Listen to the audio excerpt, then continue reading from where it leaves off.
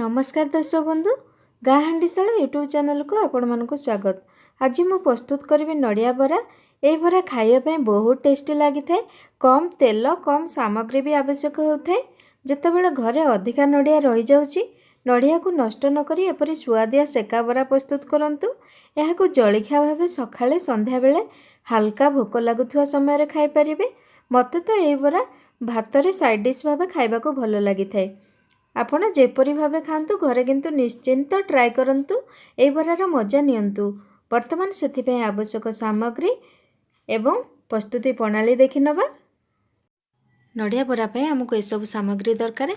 से नड़िया गोटे फाड़ नहीं नड़िया को ये छोट साइज काटी नहीं। नड़िया जेते नेबे तार अधा अरुआ चाउल नेबे ताको 3 घंटा पूर्व बतुराई रखी।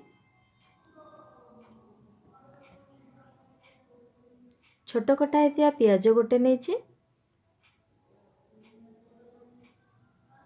छोट कटा होता धनिया पत्र, स्वाद अनुसार लुण, हल्दी गुंड हाफ चामच, सुखिला लंका 3टा, रसुण 12 कोला, अदा गोटे इंच, जीरा गोटे चमच, रिफाइन तेल।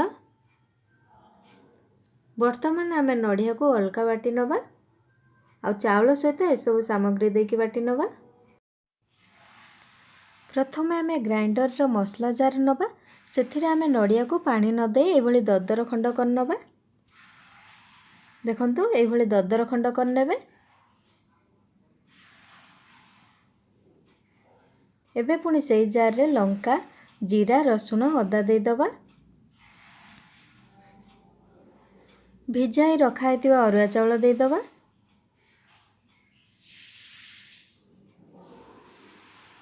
स्वाद अनुसार लुण, हल्दी गुंड दे दवा। चाउलर परिमाण देखिकी अल्प पानी देबे। एथिरे मो 2 चमच भली पानी दउची। एबे आम ए सब को प्लेन करी बाटी नवा। देखंतु एबे हमर चाउल बटा प्रस्तुत हो गला। एबे आम चाउल बटा को गोटे जगह को खोली नवा।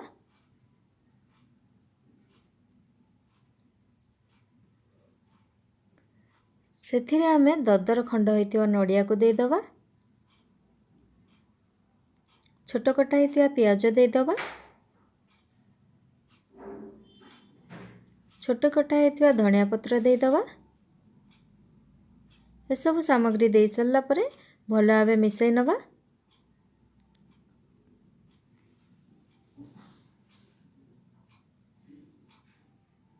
देखंतु वर्तमान आमर चाउल नड़िया मिश्रण प्रस्तुत हो गला।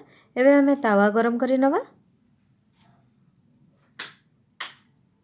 तावा तो एबे गरम हो गलानी। सेथिरे आम रिफाइन तेल 2 चमच दे दवा। तेल को एबे गरम हवा पई दबा। तेल गरम हवा भितर नड़िया चाउल बटा को ये पानी हाथ होगी गोल गोल साइज रो करी नेबे। गोल साइज रो कर साला परे ये चापी नेबे। ताको बरा आकार रो कर नेबे।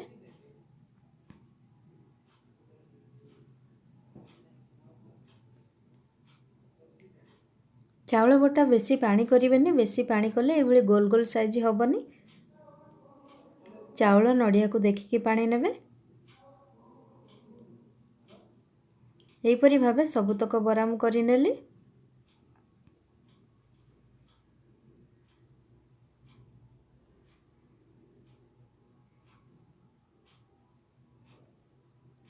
एबे तो हमर तेल गरम हो जाइछि।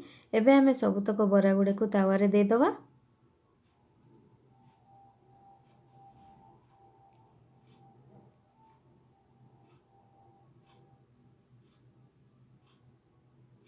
एबे तो मु सबुतक बरा दे सारली। दे सारला परे आमे 5 मिनिट पर्यंत रखिबा।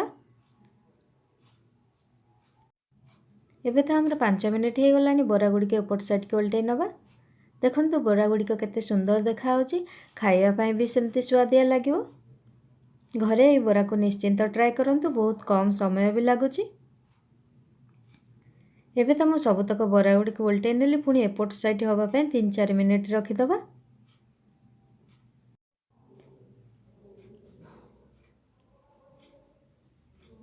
देखंतु एबे हमर एपट साइड भी हो गलानी। बरा गुडी को एपट सेपट करि नै कि भल से भाजी नबा।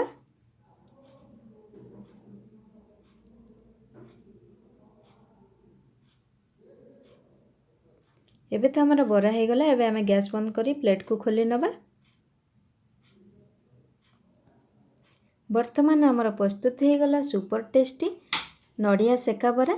जदि आपण मानकु ए रेसिपी भल लगी लाइक शेयर कमेंट करंतु।